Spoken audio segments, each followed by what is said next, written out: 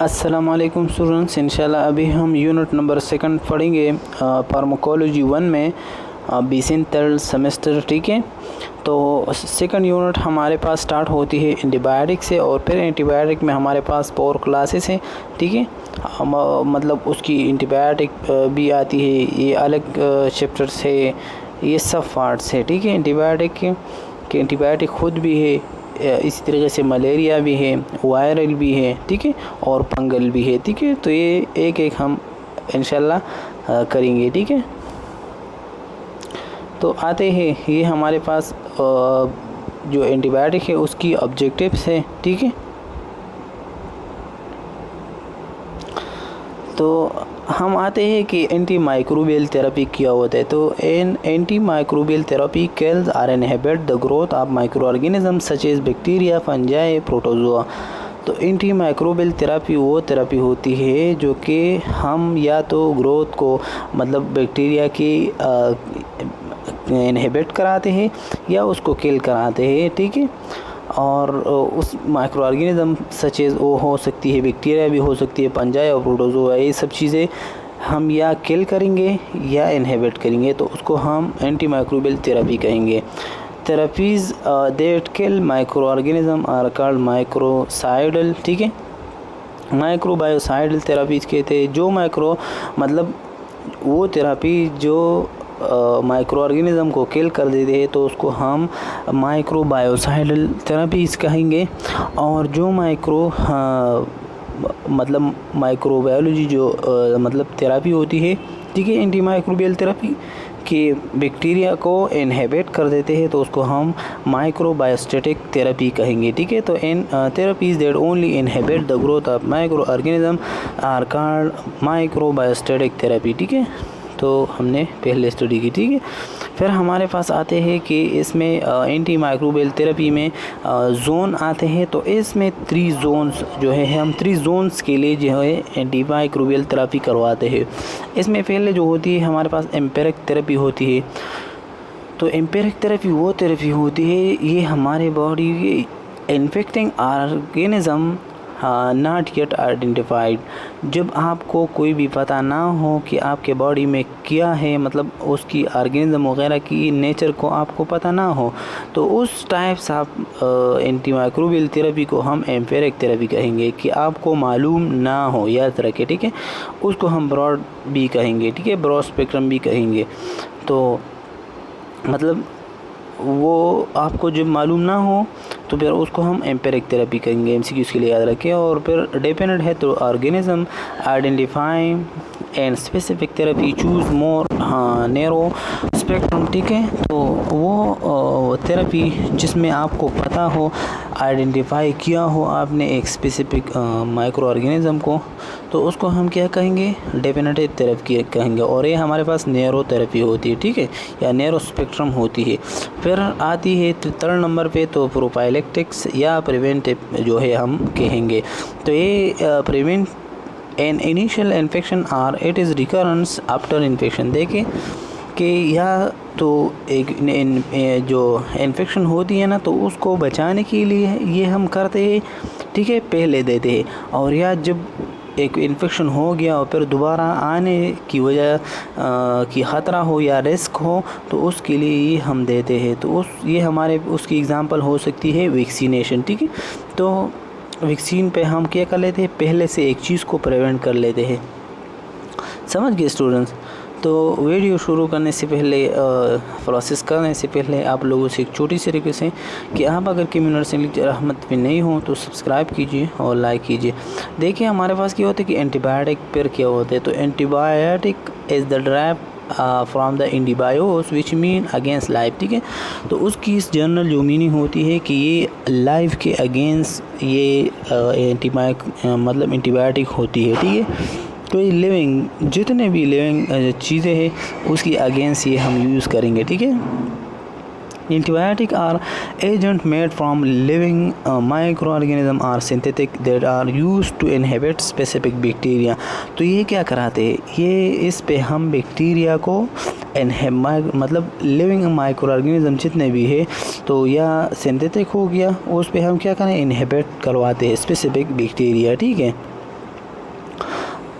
और क्या करेंगे, bacteria that can produce them, देखिए हमारे पास स्ट्रेप्टोमाइकोस जो होती है या बेसिलस होती है, तो ये प्रोड्यूस कर लेते हैं और ये बैक्टीरिया प्रोड्यूस कर लेते हैं, ठीक है।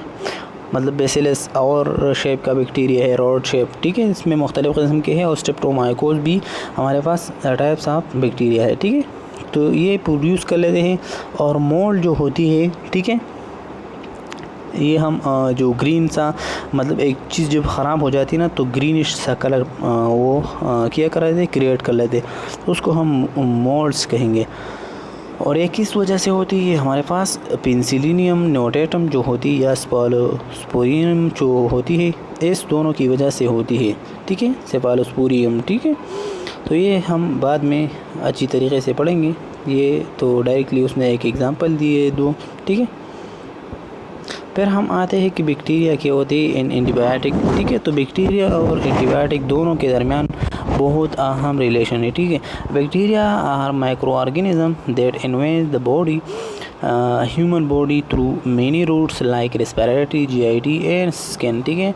तो ये बैक्टीरिया ए माइक्रो ऑर्गेनिज्म हमारे बॉडी में मुख्तलिफ़ किस्म के जो रूट्स होती है उस पे अंदर हो सकती है, ठीक है। और मतलब उसने एग्जांपल ली कि रेस्पिरेटरी रूट पे हो सकती है, जीआईटी, स्किन वगैरह, ठीक है। फिर human immune response is activated as the body try to rid itself of bacteria. Classic sign of inflammation, हमारे बॉडी के स्वेलिंग होती है, हेट होती है, रेडनेस होती है, ठीक है, और पेन होती है। फिर ये कि हमारी बॉडी मुख्तलिफ़ किस्म के रिस्पांसेस इवालवेट करवाते हैं ना, एक्टिवेट करवाते हैं जब माइक्रो ऑर्गेनिज्म हमारे बॉडी में अंदर हो जाती है। फ्यूर बिगिन टू शो अप, ठीक है। और ये जो क्लासिक साइन ऑफ इन्फ्लेमेशन है, ठीक है, ये 4, तो ये डायरेक्टली स्टो हो जाती है क्योंकि अंदर बाइट होने वाला है, ठीक है। और प्योर को आपको ये हमारे पास सिस्टमिक इन्फेक्शन, मतलब कोई भी जब सिस्टमिक आपको इफ़ेक्ट हो जाती है ना तो डायरेक्टली आपको क्या हो जाती है, प्योर हो जाती है। तो the goal of antibiotic therapy is to decrease the population of invading bacteria to a point at which a human immune system can effectively deal with the invader। देखिए ये जो एंटीबायोटिक थेरेपी होती है वो किस लिए होती है, वो इसीलिए हम लेते हैं कि जो माइक्रोब्स वगैरह हमारे बॉडी में हैं वो क्या हो जाते हैं, वो कम हो जाए, ठीक है, उसकी जो पॉपुलेशन है वो कम हो जाए, समझ गए। फिर हम आते हैं कि gram positive was gram negative. तो 2 टाइप्स के बैक्टीरिया होती है, एक हमारे पास ग्राम पॉजिटिव है, एक ग्राम नेगेटिव है। तो ये स्लाइड एमसीक्यूज़ के लिए बहुत इंपॉर्टेंट है, देखिए। Most bacteria can be broadly classified as gram negative and gram positive. Gram positive bacteria have a cell wall composed of thick layer of peptide और ग्लाइकेन। तो थिक लेयर ऑफ पेप्टाइड और glycan से हमारे body के मतलब जो micro organism है उसकी बॉडी बना हुआ है, लेकिन उसमें थिक सेल वॉल है। थिक सेल वॉल की एमसीक्यूज़ के लिए याद रखें। और ग्राम पॉजिटिव बैक्टीरिया कौन सा कलर देते हैं, तो उसकी जो स्टेन होती है वो पर्पल देते हैं, ठीक है। When subjected to a gram stain produce, देखिए हमारे पास एक ग्राम स्टेन एक प्रोसीजर होती है कि जब हम उसकी शेप्स मतलब उसकी जो कलर होती है ना, तो कलर जब मालूम करते हैं ना तो ये कौन सा कलर देगा, पर्पल कलर देगा, समझ गए। फिर हमारे पास क्या है कि ग्राम नेगेटिव बैक्टीरिया है cell wall with in thin layer of peptide और ग्लाइकेन। तो थिन लेयर ऑफ पेप्टाइड और ग्लाइकेन हमारे मतलब जो माइक्रो ऑर्गेनिज्म हमारे बॉडी में अंदर हो जाती है उसकी जो सेल वॉल होती है, ग्राम नेगेटिव की बात हो रही है, तो उसकी पेप्टाइड और ग्लाइकेन लेकिन वो थिन होती है। The cell wall also include an outer membrane with lipopolysaccharide molecule attach, ठीक है। और उसकी एक एक्स्ट्रा और लेयर भी होती है, ठीक है, उसको हम लिपोपॉलीसेकेराइड भी कहेंगे, तो मॉलिक्यूल अटैच होती है, ठीक है। फिर दूसरी जो एमसीक्यूज़ की अहम पॉइंट है, तो ग्राम नेगेटिव बैक्टीरिया जो स्टेन होती है वो हमारे पास पिंक कलर का होता है। When subjected to a gram stain produce, ठीक है। तो ग्राम जो स्टेन होती है बैक्टीरिया की पिंक कलर का होता है, ठीक है, नेगेटिव का। फिर while both gram positive and gram negative, ठीक है, तो both gram positive and gram negative जो है हमारे बॉडी के क्या होती है, एक्सोटॉक्सिन होती है, ठीक है। और ओनली ग्राम नेगेटिव जो है हमारे बॉडी की मतलब जो माइक्रो ऑर्गेनिज्म है वो एंडोटॉक्सिक है, ठीक है। तो ये एमसीक्यूज़ के लिए याद रखें। फिर हम आते हैं उसकी जो स्ट्रक्चर है, तो ये जनरल सा स्ट्रक्चर है, ठीक है। तो ये हमारे पास ग्राम नेगेटिव का स्ट्रक्चर है कि उसमें एक लिपोपॉलीसेकेराइड लेयर है। ये हमारे पास थिन जो है किया है, मतलब ये थिन ग्लाइकोप्रोटीन का, ठीक है, पेप्टाइडोग्लाइकेन जो लेयर है, तो ये थिन है। और इसको देखो, ये हमारे पास थिक है, इसमें ये लिपोपॉलीसेकेराइड लेयर पॉजिटिव में नहीं है, ठीक है। तो ये पॉजिटिव है, ये नेगेटिव है। फिर हम आते हैं तो उसकी जो डिफिनीशन होती है मुख्तलिफ़ क़िस्म के थेरापी की, ठीक है। तो कीमोथेरापी जो होती है, it mean using chemical agent that are selectively toxic to the causative agent of a disease such as microorganism and malignancy। देखिए कीमोथेरेपी उमूमन हम मैलिग्नेंट सेल के लिए कराते हैं। मैलिग्नेंट सेल कौन सा सेल होती है, हमारे पास कैंसरियस सेल होती है, ठीक है। और हम ये केमिकल अप्लाई करते हैं ताकि उसकी ग्रोथ को जो है वो कम कराते हैं, ठीक है। और उसकी जो ग्रोथ होती है वो कम हो जाती है, तो फिर ये श्रिंक हो जाती है, समझ गए। तो टॉक्सिक वगैरह ये चीज़ों के लिए ये कीमोथेरेपी हम करवाते हैं। एग्ज़ाम्पल मैलिग्नेंट सेल हो गया, ठीक है। फिर कीमोथेरेपी मीन्स उसका मकसद क्या, मतलब ये हम क्यों कराते हैं, तो the use of drugs to eradicate micro organism and parasite worm or malignant cell in the body is called chemotherapy, ठीक है। तो इस पे जो जितने भी एरेडिकेशन होती है, मतलब माइक्रो ऑर्गेनिज्म, ये सब चीज़ें हम उस पे क्या करवाते हैं, उस पे एरेडिकेट कराते हैं ना, मैलिग्नेंट सेल वगैरह। और एंटी माइक्रोबियल ड्रग्स जो होती है, तो drugs that are use to treat infection with micro organism are known as anti microbial drugs, ठीक है। तो एंटी माइक्रोबियल ड्रग जो होती है यूज़ कर लेते हैं ट्रीट इन्फेक्शन के लिए, ठीक है। और micro organism are known as called anti micro. बस जितने भी हम जब माइक्रो ऑर्गेनिज्म को ख़त्म करने के लिए जो थेरेपी जो ड्रग्स यूज़ करते हैं उसको हम एंटी माइक्रोबियल ड्रग्स कहेंगे, ठीक है। एंटीबायोटिक है, तो antibiotic are chemical substances produced from a various micro organism like bacteria, fungi, ठीक है। इससे हम कलेक्ट कराते हैं माइक्रो ऑर्गेनिज्म के लिए एंटीबायोटिक, और फिर that kill or inhibit the growth of other micro organism. तो ये हम फिर क्या करवाते हैं, इस पे ही वो किल कर दे हैं, ठीक है, माइक्रो ऑर्गेनिज्म। फिर आते हैं कि एंटीबायोटिक रेजिस्टेंस क्या होते हैं। तो antibiotic resistance is the ability of bacteria and fungi to resist the effect of an antibiotic. देखिए एंटीबायोटिक हम किस लिए देते हैं, ताकि ये बैक्टीरिया, ये फंजाई ख़त्म हो जाए। जब ये बैक्टीरिया और फंजाई उसको रेजिस्टेंस शो कर ले और वो ख़त्म नहीं हो रहा हो, तो उसको हम क्या कहेंगे कि ये एंटीबायोटिक को रेजिस्ट हुआ है, ठीक है। मतलब मुख्तलिफ़ किस्म की वजूहात हो सकती है कि आपने बहुत ज़्यादा मेडिकेशन ली है, क्योंकि उसने जो है वो अपने जो सेंसिटाइजेशन होती है, थेरापेलेक्सिस जो लेवल होती है वो आपने कंप्लीट किया हुआ है। आपने जो ड्रग्स देना है वो उससे और हाई डोज देना है, फिर वो आप पे इफेक्ट करेगा, कम डोज इफेक्ट नहीं करेगा रेजिस्टेंस में, ठीक है। इन्फेक्शन फिर क्या होता है, तो द इन्वेजन और इन multiplication of pathogenic micro organism in body tissue causing disease in the host, ठीक है। तो इन्फेक्शन यही होते हैं कि जब क्या है कि मल्टीप्लिकेशन होती है, मतलब कोई भी माइक्रो ऑर्गेनिज्म बॉडी में अंदर हो जाती है, और फिर क्या होती है कि वो अपने आप को मल्टीप्लाई कराते हैं, ठीक है। और फिर ये टिश्यू और जो होस्ट होती है उसको खास करते हैं, तो उसको क्या कहते हैं, इन्फेक्शन कहेंगे। सेप्सिस क्या होता है, तो द प्रेजेंस ऑफ बैक्टीरिया, ठीक है। Bacteria mean बैक्टीरीमिया। बैक्टीरीमिया क्या है, हमारे बॉडी के ब्लड में जब बैक्टीरिया हो जाती है तो उसको हम बैक्टीरीमिया कहेंगे। उसको दूसरा नाम सेप्टिसीमिया भी कहते हैं, तो आगे आ जाएंगे। तो other infection organism or toxin create by the infectious organism in the blood stream. समझ गए ना कि जब ब्लड स्ट्रीम में कोई भी बैक्टीरिया या टॉक्सिन वगैरह क्या होती है, सर्कुलेट होते हैं, तो उसको हम क्या कहेंगे, with spread through out the body, ठीक है। तो उसको हम सेप्सिस कहेंगे। और फिर इसकी वजह से क्या होता है कि it is a potentially life creating complication of an infection. और फिर इसकी बैक्टीरिया जो हमें बैक्टीरियमिया उसको कहेंगे। और बैक्टीरियमिया कौन सा कंडीशन है कि जब हमारे बॉडी के ब्लड में बैक्टीरिया रिवॉल्व होते हैं, मतलब सर्कुलेट होती है, तो उसको हम बैक्टीरियमिया कहेंगे। और सेप्सिस वही होती है कि जब वो आपकी लाइफ थ्रेटनिंग सिचुएशन क्रिएट कर लेते हैं, ठीक है। Sepsis occur when chemical release into the bloodstream to fight in the infection, trigger inflammatory response throughout the body, damage multiple organ system, ठीक है। तो ये क्या करा देते हैं कि आपकी जो मल्टीपल सिस्टम होती है बॉडी के वो फिर इफ़ेक्ट कराते हैं ना, तो उसको हम क्या कहेंगे, उसको हम सेप्सिस कहेंगे, ठीक है। तो सेप्सिस एक केमिकल होती है जब रिलीज़ होती है ब्लड स्ट्रीम में।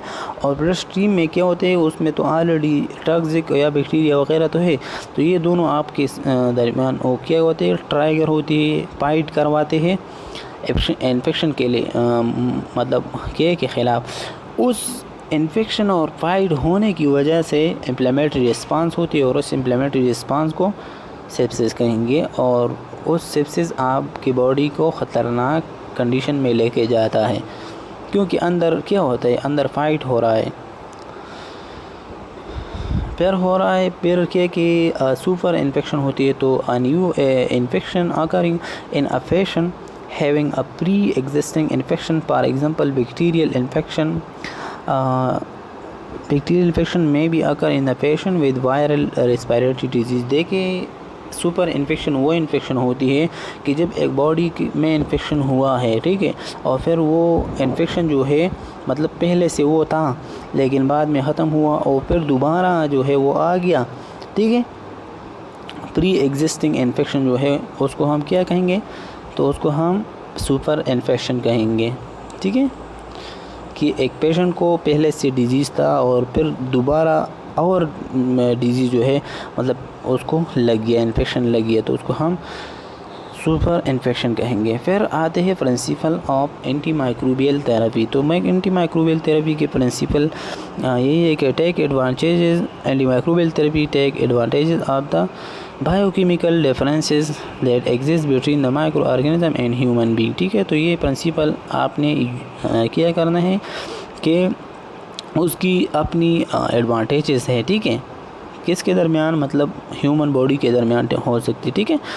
फिर anti microbial drugs are effective in the treatment of infection because of their selective toxicity, ठीक है। तो ये क्या करा देते हैं कि हम मतलब एक इन्फेक्शन को या इन्फेक्शन के मुताबिक जो है हम सेलेक्टिव टॉक्सिसिटी करवाते हैं, ठीक है, एंटी माइक्रोबियल ड्रग्स, ठीक है। एंटी माइक्रोबियल ड्रग जब हम यूज़ कर लेते हैं ना, तो ये हम स्पेसिफिक कलेक्ट कराते हैं, टॉक्सिक सेलेक्ट करते हैं, that is they have the ability to injure or kill an invading microorganism without harming the cell of the host। देखें कि that is कि ये एबिलिटी होती है टू इंजर, तो इस माइक्रो ऑर्गेनिज़म में ये एबिलिटी होती है कि वो आपके बॉडी में अंदर हुआ है, क्या है कि और ये आपके होस्ट को मतलब किसकी जो आपने प्रिंसिपल यूज़ की हुई है, तो वो ये प्रिंसिपल जब आप यूज़ करेंगे ना तो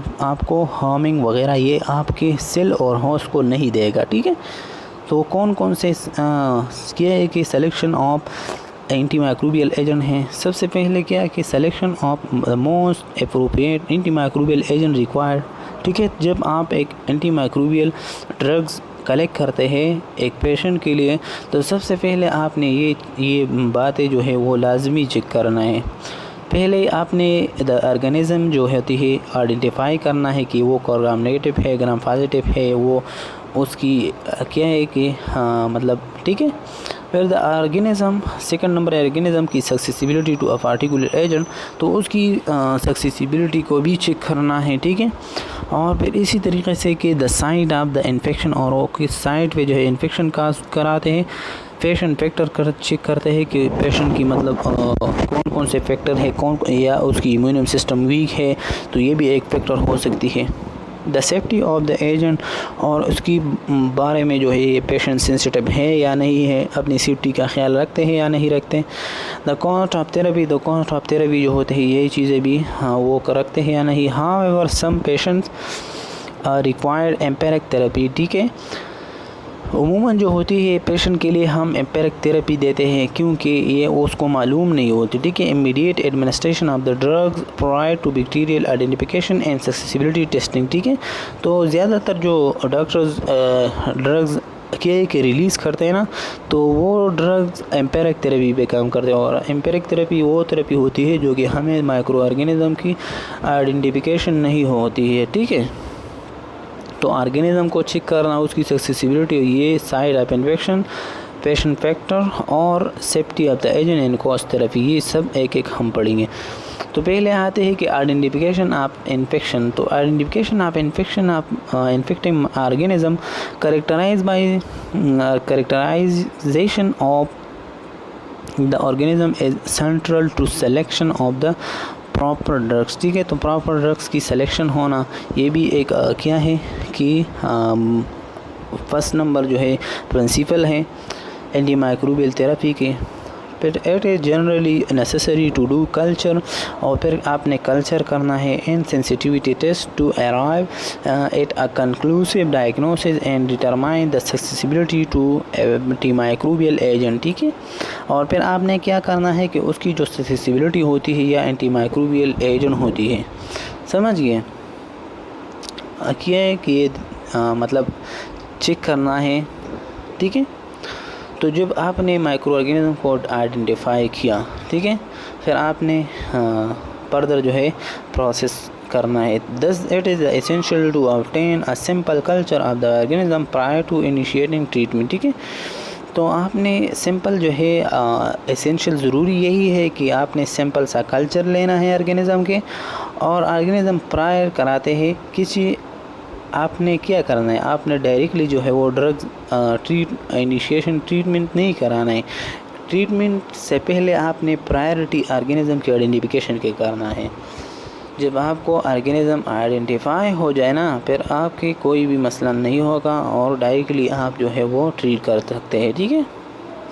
फिर ये जो होती है इसी तरीके से empiric therapy prior to identification of the organism, ideally the antimicrobial agent used to treat an infection and selected after the organism has been identified and its drug accessibility established। देखें कि आपने क्या करना है, आपने आइडियली तौर पर मतलब सबसे पहले इन्फेक्शन को, जो ऑर्गेनिज़म इन्फेक्शन काज कराते हैं उसको आइडेंटिफाई कराना है। मतलब ये डेफिनेटिव थेरेपी पे ज़्यादा ज़ोर देते हैं कि आपने आइडेंटिफिकेशन माइक्रो ऑर्गेनिज़म का करना है, बाद में जो है उसकी मतलब ट्रीटमेंट इनिशिएट करवाते हैं, समझ गए।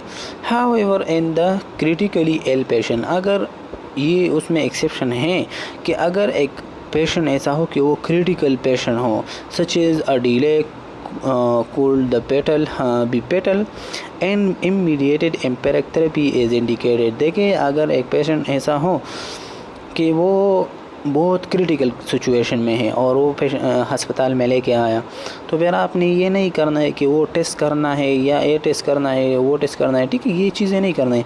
उसके लिए सिर्फ स्पेसिफिक जो होती है मतलब थेरापी करवाते हैं और वो डायरेक्टली जो है उसको एम्पिरिक थेरेपी पे काम कराते हैं। एम्पिरिक थेरेपी क्या थेरेपी, ये हमारे पास ब्रॉड स्पेक्ट्रम में लगाते हैं, लेकिन उसने क्रिटिकली इल पेशेंट का बात की एमसीक्यूज़ के लिए याद रखे कि अगर दो पेशेंट आया, एक क्रिटिकल था एक नॉर्मल था, तो दोनों के लिए हम कौन कौन से, तो क्रिटिकल इल पेशेंट के लिए हम मतलब ये बहुत ज़्यादा टेस्टिंग वगैरह ये चीज़ें नहीं करवाएंगे, उसके लिए डायरेक्टली जो है एम्पिरिक थेरेपी देंगे। और जो नॉर्मल पेशेंट था लेकिन वो वैसे आ गया था कि ठीक है कंसल्टेशन के लिए, तो उसके लिए हम पूरी की पूरी अच्छी तरीके से कल्चर सेंसिटिविटी टेस्ट करवाना है, फिर माइक्रो ऑर्गेनिज्म को आइडेंटिफाई करना है, समझ गए। फिर जो सेकंड नंबर प्रिंसिपल है तो वो है determining anti microbial accessibility of infective जो ऑर्गेनिज्म है। तो after a pathogen is culture it is susceptibility to specific antibiotic survive as a guides in choosing anti microbial therapy. ठीक है, तो एंटी माइक्रोबियल थेरेपी को चूज़ कराने के लिए आपने करना क्या है, ठीक है, कि आपने सबसे पहले जो ऑर्गेनिज़म है उसकी सक्सेसिबिलिटी की जो एबिलिटी होती है, जो पैथोजन वो बॉडी के अंदर लेके गया है, ठीक है, तो इस पैथोजन का क्या है कि जो स्ट्रेंथ होती है, ठीक है, उसको चेक कर रहे हैं। तो दूसरा ये हमारे पास टाइप्स उसमें है, तो एक यही है कि बायोस्टैटिक वर्सेस बायोसाइडल। तो ये चेक करना है कि bacteriostatic drugs which arrest the growth of replication of bacteria. तो आपको पता है कि बैक्टीरियोस्टैटिक ड्रग्स वो ड्रग्स होती है जो कि हमारे बॉडी में जो माइक्रो ऑर्गेनिज्म अंदर हुआ है उसको इसकी ग्रोथ को इनहिबिट करना। फिर बायो बैक्टीरियोसाइडल एजेंट होती है वो एजेंट जो कि किल कराते हैं बैक्टीरिया को, ठीक है। फॉर एग्जांपल लेंजोलेट जो होती है is the bacteriostatic agents, staphylococcus aureus and enterococci but is bactericidal against most strain of the जो इस नमूनियोसिस होती है, ठीक है। तो ये याद रखें कि इसने एग्जांपल दिया हुआ है कि लेंजोलेट हमारे बॉडी मतलब ये नॉर्मली बायोस्टैटिक है, ठीक है, बैक्टीरियोस्टैटिक है। बैक्टीरियोस्टैटिक का मकसद ये कि ये स्टॉप कराते हैं ग्रोथ, ठीक है। किस चीज़ का? स्टेफालोकोकस एक बैक्टीरिया है एरियोस, ठीक है, और इसी तरीके से एंटेरोकोकाई जो है, तो स्टेफालोकोकस और एंटेरोकोकाई दोनों बैक्टीरिया के लिए ये बैक्टीरियोस्टैटिक है, उसको इनहिबिट करते हैं। बट बैक्टीरियोसाइडल किस के अगेंस्ट है वो याद रखें कि इस नमूनियासिस होती है, ठीक है। तो ये इसकी करैक्टरिस्टिक है। मुख्तलिफ़ किस्म के ड्रग्स के और मुख्तलिफ़ किस्म की माइक्रो ऑर्गेनिज़म के मुताबिक वो अपना एक करते हैं। तो अभी समझ आया कि ये दो बैक्टीरिया के मुताबिक उसने बैक्टीरियोस्टैटिक का रोल अदा किया, मीन उसकी किलिंग नहीं की, उसकी इनहिबिशन की। लेकिन जो इस स्ट्रेन ऑफ एस नमूनियासिस होती है तो उसके लिए ये बैक्टीरियोसाइडल की जो है वो इफ़ेक्ट अदा की, किल किया उसने, ठीक है। फिर आते हैं कि मिनिमम इनहिबिटरी थेरेपी। तो minimum inhibitory concentration is the lowest concentration of the antibiotic that inhibit bacterial growth to provide effective antimicrobial therapy. The clinically obtainable antibiotic concentration in body fluid should be greater than मतलब minimum inhibitory concentration. देखें minimum ये 2-3 words हैं, ठीक है। एक हमारे पास minimum inhibitory concentration है, वो कंसंट्रेशन जो आप स्मॉल अमाउंट में देते हैं बॉडी में, ठीक है, और वो क्या कराते हैं, वो इनहिबिट करते हैं कि बैक्टीरियल ग्रोथ को, ठीक है, समझ गए। और क्या कि ये क्लिनिकली आप एंटीबायोटिक वो लेते हैं जो कि मतलब इनहिबिट कराते हैं, समझ गए, बैक्टीरियल ग्रोथ को इनहिबिट करते हैं। सिर्फ यही बात है कि कम से कम आप जब मेडिकेशन लेते हैं और उसकी मतलब ये होती है कि आप उसकी इनहिबिशन करते हैं बैक्टीरियल ग्रोथ की, समझ गए। फिर मिनिमम बैक्टीरियोसाइडल ड्रग्स, तो क्या है कि minimum bactericidal concentration is the lowest concentration of the antimicrobial agent that result in a 99.9% decline in the colony count after overnight broad dilution incubation. देखें जो पहले हमने पढ़ा था वो बैक्टीरियोस्टैटिक का बात थी, ठीक है, लेकिन जो नीचे वो हमारे पास मेन वो मिनिमम बैक्टीरियोसाइडल कंसंट्रेशन का मकसद क्या है कि आप कम से कम मतलब ड्रग्स एक पेशेंट को लगाया जाए, ठीक है, या एक बैक्टीरिया पे अप्लाई कर ले, ठीक है। बैक्टीरिया कहाँ पे होते हैं? बॉडी में होते हैं ना। तो जब वो आप कम से कम मतलब ड्रग्स दे देते हैं और उसके जो पेशेंट के बॉडी में बैक्टीरिया थी उसकी जो कंसंट्रेशन थी, काउंट थी, ठीक है, और वो क्या हो जाते, वो 99.9% वो ख़त्म हो जाए। तो जब ये ख़त्म होना, ये किसकी अलामत है? ये हमारे बॉडी के, ये मतलब ये कौन सा मैकेनिज़्म हुआ? Minimum bactericidal concentration. बैक्टीरियोसाइडल आपको पता है कि किल करते हैं। तो ये मुख्तलिफ़ किस्म के ड्रग्स हम यूज़ कर लेते हैं, ठीक है। ये प्रोसेस है इसकी। फिर आते हैं सी नंबर के effect of the site of injection on therapy.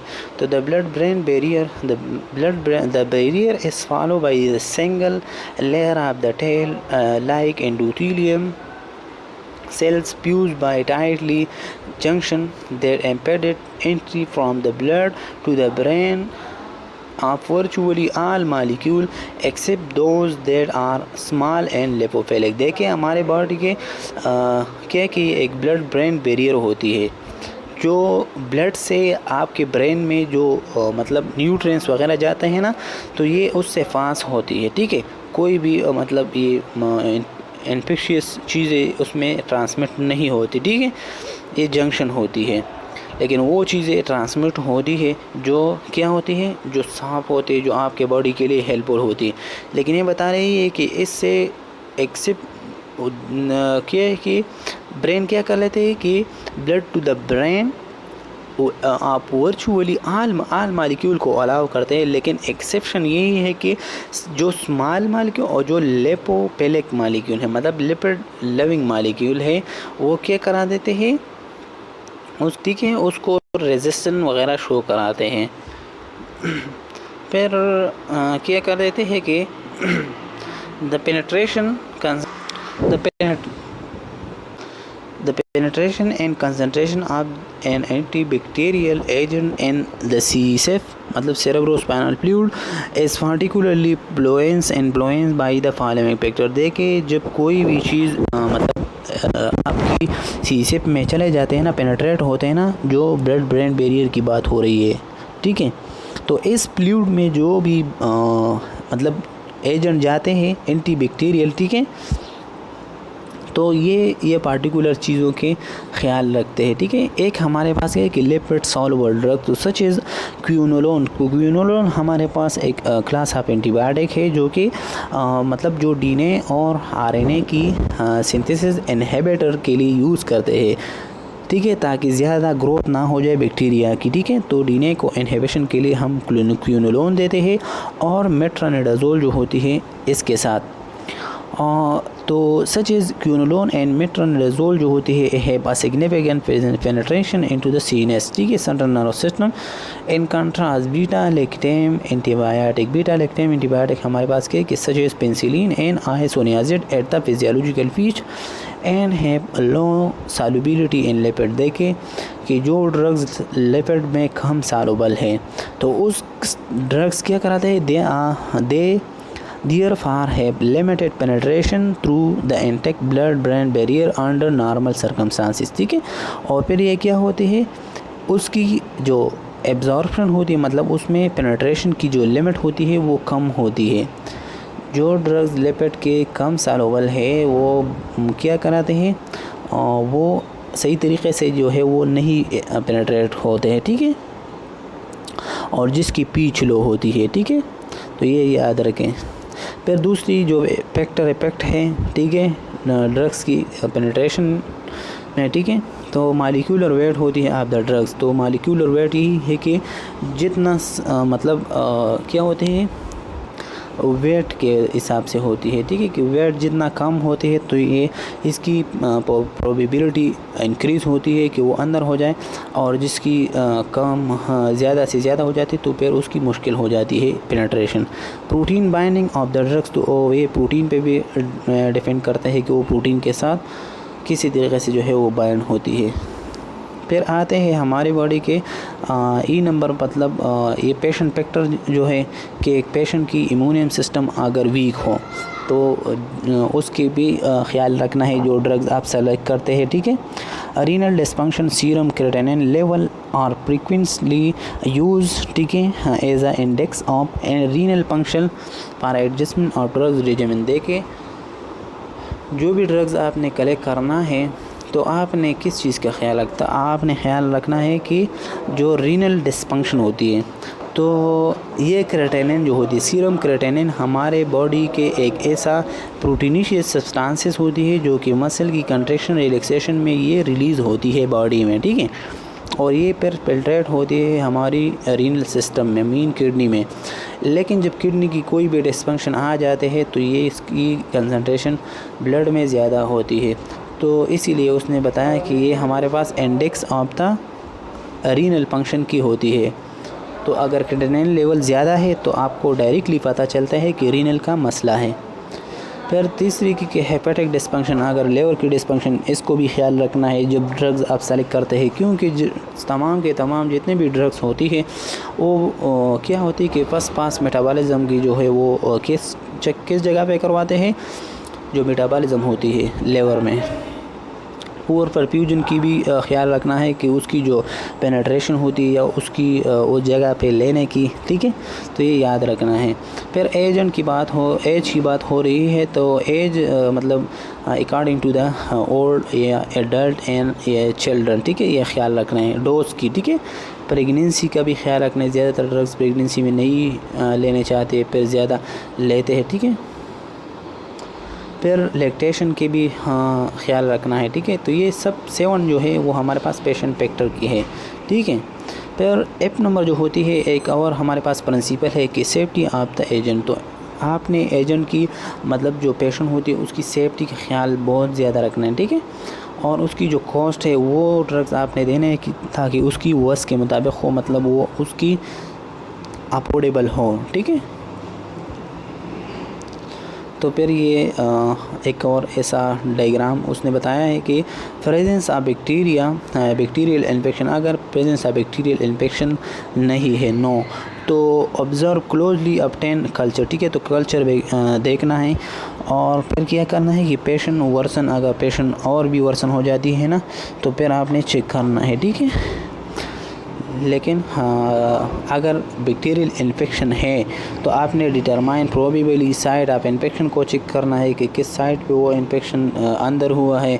फिर दूसरी नंबर पे आपने कल्चर करना है ब्लड से, और कल्चर में देखना है, ठीक है। और तीसरी नंबर पे हम कि उसके बाद जब आप कल्चर करेंगे ना ब्लड के, तो बेनाइन मतलब आपने बिगिन करना है सबसे पहले एम्पिरिक थेरेपी। अगर क्रिटिकल हो तो बिगिन एम्पिरिक थेरेपी करवाएंगे, ठीक है।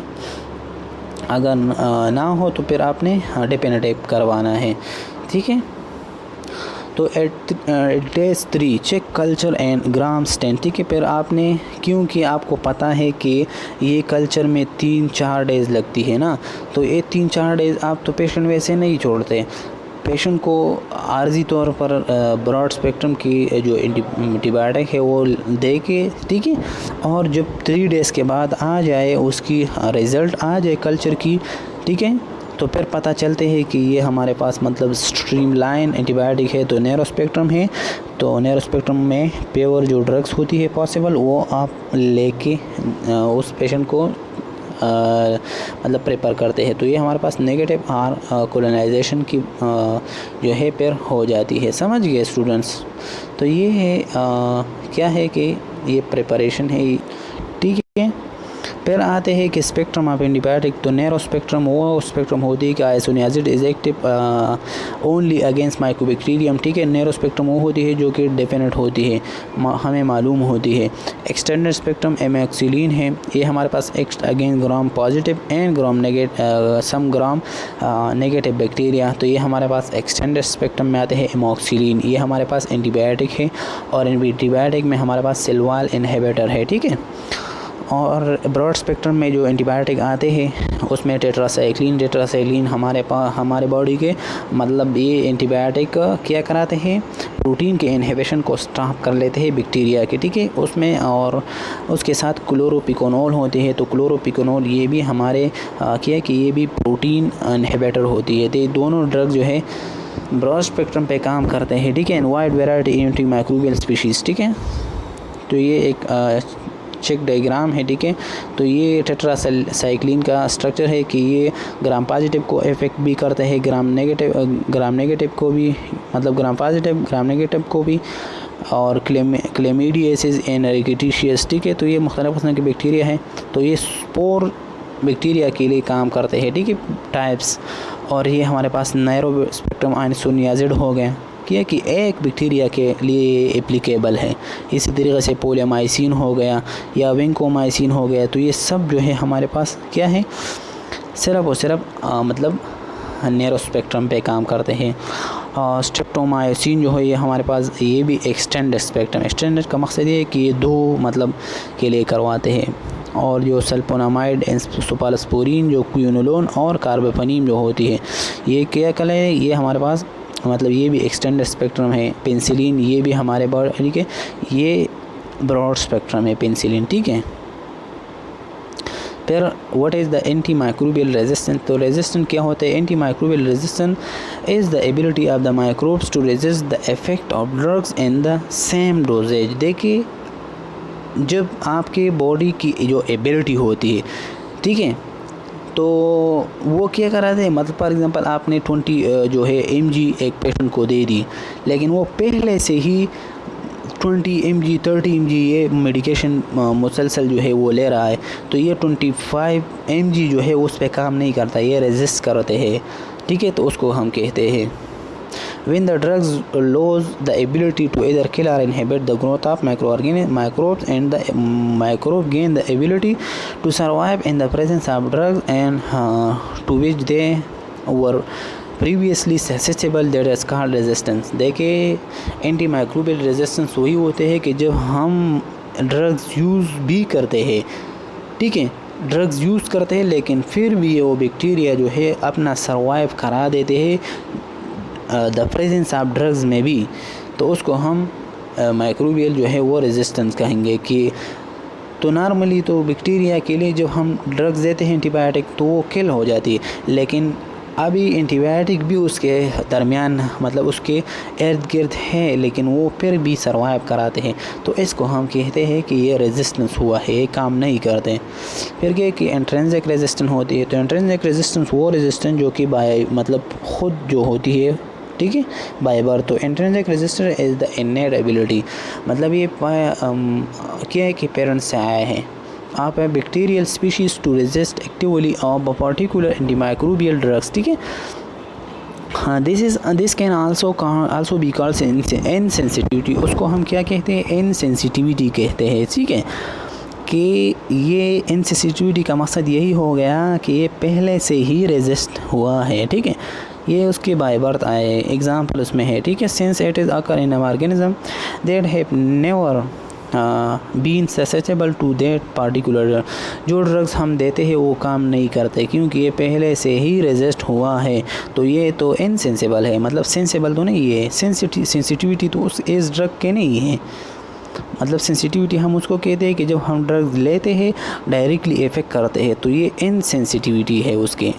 वो ड्रग्स अगर आप ले भी लेना तो कोई इफ़ेक्ट नहीं करेगा। Leg of affinity of the drugs for the bacterial target, ठीक है। तो बैक्टीरियल टारगेट के लिए जो उसकी एफिनिटी होती है ना, मतलब मैक्सिमम इफ़ेक्ट होती है। एग्ज़ाम्पल ले लें कि बैक्टीरियल टारगेट यही है कि ये ख़त्म हो जाती है। जो एबिलिटी होती है, ये ड्रग्स की जो एफिनिटी होती है, एबिलिटी होती है कि ये बैक्टीरिया को किल करना है, तो ये ख़त्म हो जाती है फिर जो इंट्रिंसिक रेजिस्टेंस में। For example penicillin are not effected against the mycobacterium tuberculosis. तो याद रखें कि माइकोबैक्टीरियम के ख़िलाफ़ जो है पेनिसिलिन काम नहीं करते। इसलिए नहीं करते कि ये क्या है कि as the latter does not contain peptidoglycan in the cell wall. Mycobacterium ये वाहिद बैक्टीरिया है कि उसकी सेल वॉल नहीं है, ठीक है, उसकी पेप्टाइडोग्लाइकेन सेल वॉल नहीं है। और जो पेनिसिलिन है वो सिर्फ और सिर्फ उस बैक्टीरिया पे काम करेगा जिसकी पेप्टाइडोग्लाइकेन लेयर होगा, तो ये इसमें नहीं है, ये इस पे काम नहीं करवाते। अगर आप ले भी लेना तो कोई भी इफ़ेक्ट नहीं होगा। इन accessibility of the drugs into the bacterial cells, ठीक है। तो एग्ज़ाम्पल यही है कि उसकी जो एसेसिबिलिटी था ड्रग्स की बैक्टीरियल सेल वॉल तक वो नहीं हो रहा है, ठीक है। फॉर एग्ज़ाम्पल एक ऐसा ड्रग्स है कि वो पेप्टाइडोग्लाइकेन पे इफ़ेक्ट करता है, जो पहले हमने पढ़ा तो वो उसमें नहीं था, ठीक है, तो इसलिए वो इफ़ेक्ट नहीं करते हैं, पेप्टाइडोग्लाइकेन नहीं था। और नीचे जो है कि ऐसे ड्रग्स भी है कि वो उस पेप्टाइडोग्लाइकेन तक नहीं जाते। एग्जांपल ये है कि ग्राम नेगेटिव बैक्टीरिया, ये ग्राम नेगेटिव बैक्टीरिया स्ट्रक्चर तो आपको याद है ना कि उसकी आउटर लिपोपोलिसेकेराइड है, तो वो लिपोपोलिसेकेराइड को क्रॉस नहीं कराते, मुश्किल होती है ना। तो gram negative bacteria are naturally resist to vancomycin, ठीक है, एंड पेनिसिलिन जीवी, ठीक है। तो ये बैक्टीरिया क्या होते हैं कि नेगेटिव बैक्टीरिया नेचुरली रेजिस्टेंस है वेंकोमाइसिन के साथ और पेनिसिलिन के साथ। याद रखिए एमसीक्यूज़ के लिए, because of the inability to penetrate the outer membrane, क्योंकि ये पेनिसिलिन ये किस चीज़ पे इफेक्ट, ये पेप्टाइडोग्लाइकेन पे इफेक्ट करते हैं। और आपको पता है कि ग्राम नेगेटिव बैक्टीरिया में पेप्टाइडोग्लाइकेन थिन है, लेकिन वो अंदर है, बाहर उस पे एक और लिपोपोलिसेकेराइड लेयर है। तो ये पेनिसिलिन और वेंकोमाइसिन, ये थिन जो लेयर है पेप्टाइडोग्लाइकेन, उसको ये असिस्ट नहीं कराते, मीन उस तक रसाई उसकी नहीं है, तो इसीलिए मेम्ब्रेन को पेनिट्रेट नहीं करवाते। जब नहीं करते तो फिर ये रेजिस्ट होती है। फिर एक्वायर्ड रेजिस्टेंस होती है। तो acquired resistance mean when the microbes gain the ability to grow in the presence of drugs acquired, ठीक है। तो एक्वायर्ड रेजिस्टेंस वही होती है कि माइक्रोब जो होती है वो गेन कर लेती है अपनी एबिलिटी ग्रोइंग की, ठीक है। ड्रग्स होते ही वो फिर भी ग्रोथ करते हैं, तो ये एक्वायर्ड होती है, मतलब लाइफ टाइम जो होती है एडॉप्ट होती है। Acquired resistance develop when micro organism no longer response to a drugs when to which they were previously susceptible, ठीक है। तो ये प्रीवियसली ससेप्टेबल था, अभी अगर आपने कम डोज देना है तो वो उस पर इफेक्ट नहीं करते हैं, ठीक है। बीटा लैक्टम एक्टिविटी क्या है, तो the family of enzyme hydrolyse the cyclic amide bond of the beta lactam rings which result in the loss of bactericidal activity, ठीक है। तो ये क्या करते हैं कि लॉस करते हैं बैक्टीरियोसाइडल एक्टिविटी जो है, ठीक है।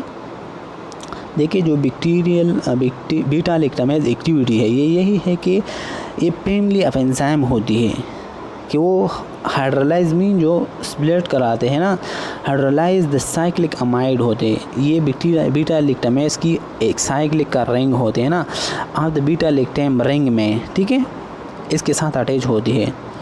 तो बीटा लैक्टम एक्टिविटी यही होता है, मतलब बीटा लैक्टम कौन से ड्रग से एंटीबायोटिक है, पेनिसिलिन और सेफालोस्पोरिन। तो ये उसकी रिज़ल्ट में ये क्या होती है कि ये बैक्टीरियोसाइडल एक्ट करवाते हैं। तो ये आपने याद रखना है कि जो बीटा लैक्टम एंटीबायोटिक है वो कौन से इफेक्ट करते हैं, वो हमारे बॉडी में बैक्टीरियोसाइडल इफेक्ट करते हैं। याद रखें एमसीक्यूज़ के लिए।